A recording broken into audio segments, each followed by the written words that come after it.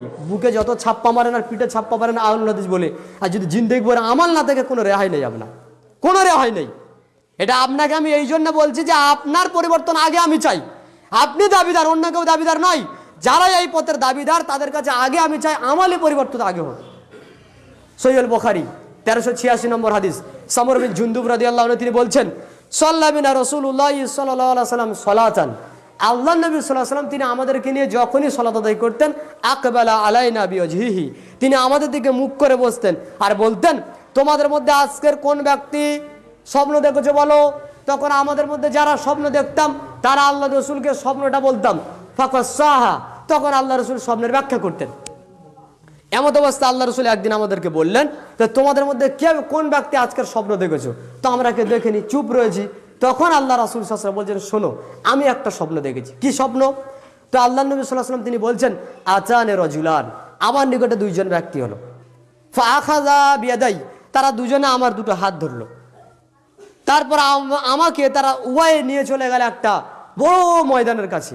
সেখানে দেখছি অনেক দৃশ্য। তার মধ্যে একটা দৃশ্য দেখলাম যে আলা রজ হাত্তা আতাইনা আলা রাজুলিন মুদতাজিউন আলা কফাহু, একজন ব্যক্তি চিত হয়ে শুয়ে আছে, চিত হয়ে শুয়ে আছে।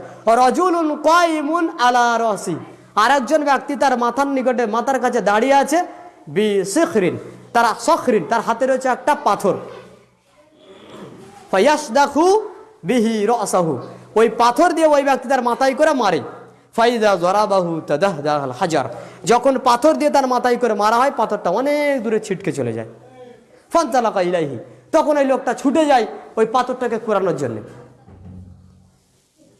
ফালা ইয়ারজি, ওই ব্যক্তি ফিরে না, আস্তে আস্তে দেখছে, ফালা ইয়ারদি ইলা হাযা হাত্তা ইয়ালতাইমা রাসু, না আস্তে আস্তে দেখছে যে তার মাথাটা আবার আগে যেমন ছিল তেমন হয়ে গেছে।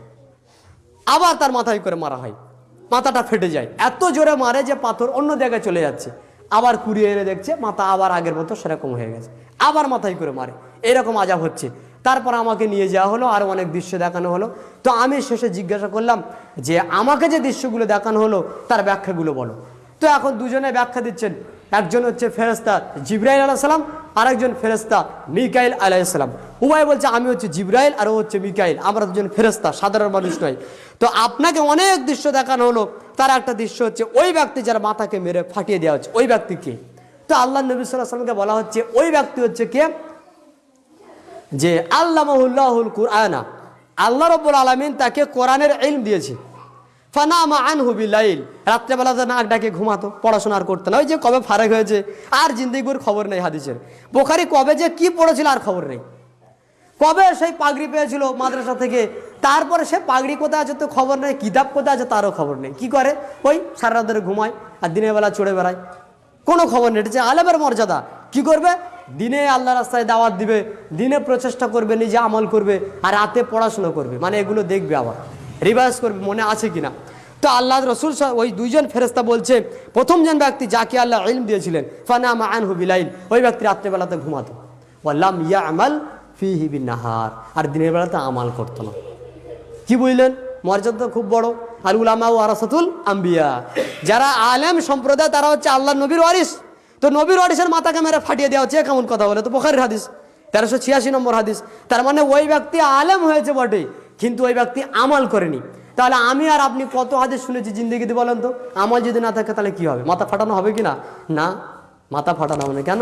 ওই যে আমি আল হাদিস নাম লেখানো আছে, আমার রেজিস্ট্রেশন করা আছে, আমি আল হাদিস, খবরদার আমার মাথায় কে মারতে আসে? হবে? কখনো নাই। নাম দিয়ে আপনি বাঁচতে পারেন না। আপনার আকীদা শুদ্ধ, আমি আপনাকে নাকচ করছি না, অপমান করছি না, কিন্তু আমি বলতে চাচ্ছি যে আপনি আহলুল হাদিস দাবিদার, কিন্তু দাবির ওপরে আপনার আমাল অবশ্যই প্রয়োজন। এটা আমার দাবি দিনী ভাই হিসেবে আমার নিকটে। এরপরে হাদিস আর একটা বলি, যে হাদিসটা উল্লেখ করা যে সহিহ মুসলিমের 1905 নম্বর হাদিস। আবু হুরায়রা রাদিয়াল্লাহু আনহু তিনি বলছেন যে ইন্না আউওয়ালান নাসি কুদিয়া আলাইহি, কিয়ামতের দিনে আল্লাহ রাব্বুল আলামিন যে সমস্ত মানুষের বিচার করবেন, প্রথম বিচার, তার মধ্যে প্রথম শ্রেণী ব্যক্তি রয়েছেন এমন ব্যক্তি যারা তিন ধরনের ব্যক্তি। প্রথম জন ব্যক্তিকে আনা হচ্ছে উশতু শহীদা, যে ব্যক্তি আল্লাহ রাস্তায় শহীদ হয়ে গেছে। ফাউতিয়া বিহি, তাকে আল্লাহর নিকটে নিয়ে আসা হলো। ফাআররাফাহু নি'মাহ, তাকে আল্লাহর নেয়ামতকে চিনিয়ে দেওয়া হলো। ভালো করে বুঝেন, আল্লাহর নেয়ামত কি? সুস্থ শরীর, বলিষ্ঠ শরীর হচ্ছে আল্লাহর নেয়ামত। আপনি যে মোটা সোটা সুস্থ তাজা একেবারে তাগড়া হয়ে রয়েছেন, এটা কি? এটা হচ্ছে আল্লাহর নেয়ামত। কেন? ওই যে ব্যক্তিকে নিয়ে আসা হচ্ছে, খুব সুন্দর বলিষ্ঠ শরীর, আল্লাহ রাস্তায় জিহাদ করেছে, শহীদ হয়ে গেছে, তো তাকে নিয়ে এসে আল্লাহর নিয়ামত চিনিয়ে দেওয়া হলো। ফারাফাহা, ওই ব্যক্তি আল্লাহর নিয়ামতকে চিনতে পারলেন। নিয়ামতটা কি? বলিষ্ঠ শরীর। তো আল্লাহ তাআলা তাকে জিজ্ঞাসা করছেন, ফামা আমিলতা, কি আমল করেছো? তখন ওই ব্যক্তি বলছে, আল্লাহ আমি আপনার রাস্তায় কেতাল করেছি, হাত্তা উস্তুস হিত্তু, এমত অবস্থায় আমি শহীদ হয়ে গেছি। তো আল্লাহ তাআলা বলছেন, কেযাবতা, মিথ্যা কথা বলছো, মিথ্যা কথা বলছো। কেন মিথ্যা কথা বলছি? আল্লাহ তাআলা বলছেন, তুমি যে আল্লাহ রাস্তায় জিহাদ করে শহীদ হয়ে গেছো, জিহাদ করেছে কথা সত্য, কিন্তু আল্লাহ রাস্তায় করেছে কথা মিথ্যে।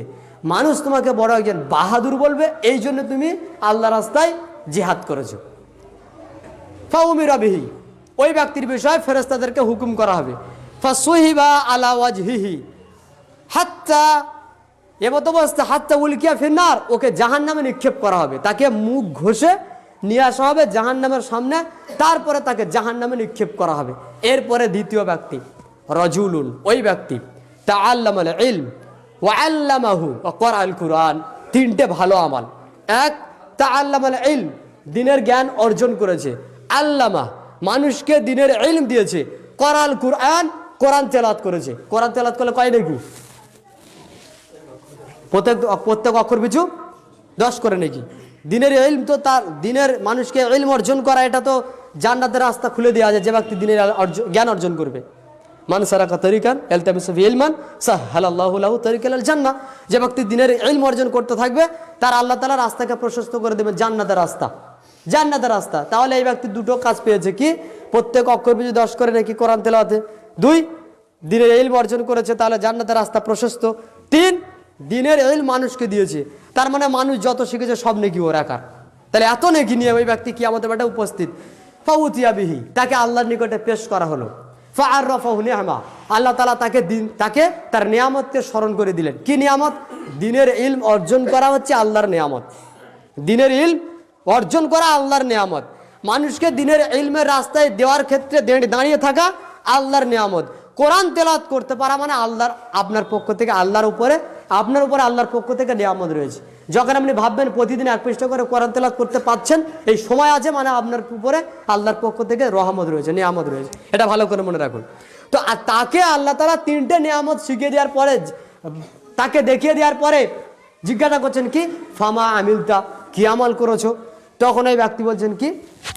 তাআল্লামতুল ইলম, আল্লাহ আমি দ্বীনের ইলম অর্জন করেছি। ওয়া আল্লামতুহু, মানুষকে দ্বীনের ইলম দিয়েছি। ওয়া ক্বরাআতু ফীকাল কুরআন, আর তোমাকে খুশি করার জন্য কোরআন তেলাওয়াত করেছি। তখন আল্লাহ তাআলা বলেন, কাযাবতা, মিথ্যা কথা বলছো। কে মিথ্যা কথা বলছে? হুজুর। বুঝতে না? হুজুর মিথ্যা কথা বলছে কিয়ামতের মাঠে। মানে এ মানুষকে শিখিয়েছে, নিজে শিখেছে, আর কোরআন তেলাওয়াত করতো। তো আল্লাহ তাআলা বলছেন, বাচ্চা তুমি করেছো কি বলো?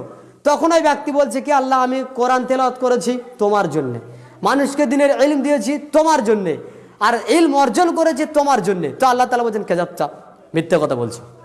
কেন? তুমি ইলম অর্জন করেছো এই জন্যে যে মানুষ তোমাকে বড় একজন আলেম বলবে, আর কোরআন তেলাওয়াত করতে এই জন্যে যে মানুষ তোমাকে বড় একজন কারি বলবে। ওয়াকাদ কিলা, বলা হয়ে গেছে। সুম্মা উমিরা বিহি, অতঃপর এই ব্যক্তির বিষয়ে হুকুম দেওয়া হবে। ফাসুহিবা আলা ওয়াজহিহি হাত্তা উলকিয়া ফিন্নার, ওই ব্যক্তিকে মুখ ঘষিয়ে জাহান্নামের নিকটে নিয়ে আসা হবে। এমত অবস্থায় তাকে জাহান্নামে নিক্ষেপ করা হবে। তৃতীয়টা আর বললাম না, এটা দ্বিতীয়। এই পয়েন্টে আমি কথা বলতে চাই যে এই ব্যক্তি কোরআন তেলাওয়াত করতো, মানুষকে দ্বীনের ইলম দিত, নিজে ইলম অর্জন করেছে, ফলাফল কি? জাহান্নাম। কেন? নিয়ত সাফ ছিল না, মানুষকে দেখানোর জন্য, লোককে দেখানোর জন্য।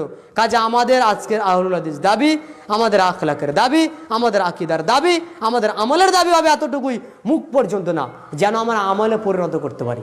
আমরা সমস্ত কিছু ব্যয় করছি আল্লাহর জন্য যেন হয়। আমাদের জীবনে যা কিছু কোরআন এবং সুন্নাহ আমরা শিখছি যেন আল্লাহর জন্য হয়, এবং সেটা যেন আমরা আমলে পরিণত করতে পারি। এটা হচ্ছে আমার বক্তব্যের মূল অংশ, যে আমরা আর যাই শিখি, জিন্দেগি ভরে যদি আমরা হাদিস জানি, ভাই শিখে কোনো লাভ হবে না। শিখা হচ্ছে একটা ভালো রাস্তা, এটা নেকির রাস্তা, কিন্তু শিখে আমাকে আমল করতে হবে। আল্লাহ সুবহানাহু ওয়া তাআলা আমাদেরকে যতটুকু শুনিয়েছেন তদ অনুপাতে আমালি জগতে আমাদের বেশি ঝুঁকে পড়ার সুমতি প্রদান করুন। আল্লাহুম্মা